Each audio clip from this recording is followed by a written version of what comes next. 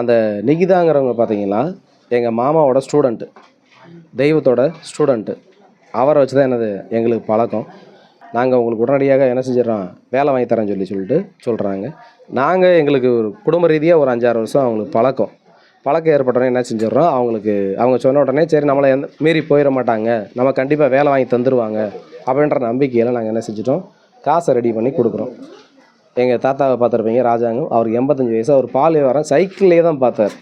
கஷ்டப்பட்டு தான் என்ன செஞ்சார், அந்த 8 லட்ச ரூபாயுமே சேர்த்து என்ன செஞ்சார், வாங்கிட்டு போனார். நானும் பார்த்தீங்கன்னா எம்ஏபிஎட் முடிச்சிருக்கேன். எனக்கும் விஓ வேலை வாங்கி தரேன்னு சொல்லிட்டு ஒரு 8 லட்ச ரூபா என்ன செஞ்சுட்டாங்க, வாங்கிட்டாங்க. மொத்தம் எங்கள் குடும்பத்தில் 16 லட்ச ரூபா நாங்கள் பணம் கொடுத்துட்டோம். 100 ரூபா நோட்டை கொண்டு போய் கொடுத்தோம். அந்த 100 ரூபா நோட்டை வாங்கவே மாட்டேன்ட்டாங்க. 500 மாற்றி கொடுங்க, அப்போ தான் நாங்கள் வாங்கிக்கிறோம் அப்படின்னு சொல்லிட்டாங்க.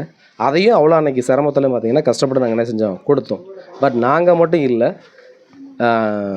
இன்னும் பார்த்தீங்கன்னா சென்னையை சேர்ந்தவங்க, ராமநாதபுரத்தை சேர்ந்தவங்க, செக்கானூரை சேர்ந்தவங்க ஏறத்தாழ அவங்ககிட்ட 1 கோடி ரூபா வரைக்கும் என்ன செஞ்சுருக்காங்க, ஏமாந்துருக்காங்க. நாங்கள் ரொம்ப ஃபோர்ஸ் பண்ணி நாங்கள் போய் கேட்க போகும்போது பார்த்தீங்கன்னா திருநகரை சேர்ந்த பசுமன் பாண்டியன் சொல்கிற வழக்கறிஞர் வந்துட்டு எங்களை தொடர்பு கொள்கிறார். அவராக கான்டாக்ட் பண்ணுறாரு. கான்டாக்ட் பண்ணும்பொழுது நீங்கள் வாங்க, திருநகருக்கு வாங்க, உங்கள்கிட்ட நாங்கள் நேரடியாக பேசுகிறோன்னு சொல்கிறாங்க. நாங்கள் போய் அவரை கான்டாக்ட் பண்ணும்பொழுது பார்த்தீங்கன்னா உங்களுக்கு காசெல்லாம் தர முடியாது, உங்களால் என்ன செய்ய முடியுமோ என்ன செஞ்சுக்கோங்க. அவங்க வந்துட்டு என்ன செஞ்சுட்டாங்க, வெளியில் போயிட்டாங்க. நீங்கள் என்ன செஞ்சுருங்க, உங்களால் என்ன செய்ய முடியுமோ செஞ்சு பார்த்துக்கோங்க அப்படின்னு சொல்லிட்டாங்க சார். எங்களால் அடுத்தடுத்து கட்ட அஸ்ராகாருக்கு வந்துட்டு அன்றைக்கி எஸ்பியாக இருக்கிறாரு. அவர்கிட்ட நேரடியாக போய் நாங்கள் என்ன செய்கிறோம், கம்ப்ளைண்ட் கொடுக்குறோம்.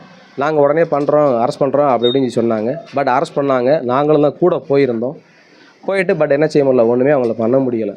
அப்படியே அவங்களும் ஜாலியாக இருக்கிறாங்க. நாங்கள் கொடுத்துப்பட்டு இன்றைக்கி மிகப்பெரிய பரிதாப நிலைமை இருக்கிறோம் சார். கஷ்டப்பட்டவங்களுக்கு எங்கிட்ட ஒரு நீதி கிடைக்கணும் சார். உங்களால் ஒரு நீதி வழங்க முடிச்சுன்னா கண்டிப்பாக எங்களுக்கு வழங்கி கொடுங்க சார். கைது பண்ணி சிறையில் கண்டிப்பாக சார். இன்றைக்கி நாங்கள் 2011 சார், இன்றைக்கி 14 வருஷம் கொடுத்த வழக்கின் கீழே கைது பண்ணாங்களா? பண்ணவே இல்லை சார்.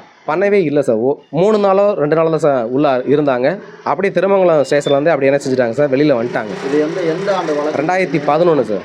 2011 தான் புகார் கொடுத்துருக்கீங்க. நாங்கள் மதுரை எஸ்பி ஆஃபீஸில் அன்றைக்கி எஸ்பியாக இருந்த அஸ்ராகார்கிட்ட நாங்கள் என்ன செய்கிறோம் சார், கம்ப்ளைண்ட் கொடுக்குறோம். பட் அவர் உடனே கம்ப்ளைண்ட் பண்ணுறோம் அப்படி இப்படின்னு சொல்லிட்டு என்ன செஞ்சுட்டாங்க, வேலையை முடிச்சிட்டாங்க சார். அதுக்கு பின்னாடி அந்த பசுமன் பாண்டியன் தான் எங்களை என்ன செய்கிறாரு, எந்த கம்ப்ளைண்ட் புகாருமே கொடுக்கக்கூடாது, பண்ணக்கூடாது. அவங்க பையன் வந்துட்டு கவியரசுன்னு சொல்லி சார், அவருடைய மச்சனை தான் அவர் பசுமன் பாண்டியங்கிற இருக்கார் போல சார். பட் என்ன செய்கிறாருன்னா, நீங்கள் எந்த புகாருமே கொடுக்கக்கூடாது, காசு கொடுக்க முடியாது, உங்களால் தெரிஞ்சதை பாருங்கன்னு சொல்லிட்டாங்க சார். நாங்களும் பொருளாதார ரீதியாக என்ன செஞ்சுட்டு நசுங்கப்பட்டுட்டோம் சார். அதனால் எந்த புகாருமே அப்புறம் நாங்களும் மேலே என்ன பண்ண முடியல சார். இதே லோக்கலில் இருக்கிற ஆலம்பட்டிக்காரங்க, அவங்க தாழ்த்தப்பட்ட சமூகத்தை சேர்ந்தவங்க, அவங்களும் கம்ப்ளைண்ட் கொடுத்துட்டு அவங்களாலையும் எதுவுமே செய்ய முடியல சார். டெய்லி மண்ணலி எரிஞ்சிட்டு போயிட்டே இருக்காங்க சார். எவ்வளோ வருடமாக இப்போ அந்த பணம் தரலாம்? 14 வருஷம் ஆச்சு சார். 2011 நாங்கள் கொடுத்தது சார். 14 வருஷமாக கொடுக்கவே முடியல சார்.